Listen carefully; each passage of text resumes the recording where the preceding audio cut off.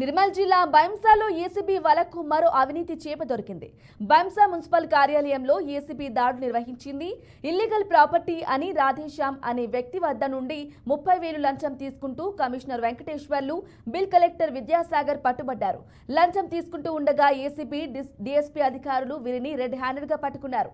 బాధితుడు 2 ఏళ్ల క్రితం ఓ ఇల్లు నిర్మించుకున్నాడు. అయితే నిర్మాణానికి విరుద్ధం అంటూ అధికారులు నోటీసులు జారీ చేశారు. సరే అని ట్యాక్స్ కట్టిన అధికారులు ఇబ్బంది పడుతున్నారు. ఇంటి యజమాని నెల రోజుల క్రితం ట్యాక్స్ కట్టినా కూడా బెదిరింపులతో డబ్బులు అడగగా ఇంటి యజమాని ఏసీబీని ఆశ్రయించారు. Municipal commissioner Venkateswar, bill collector విద్యాసాగర్లు 30,000 లంచం తీసుకుంటూ పట్టుబడ్డారు.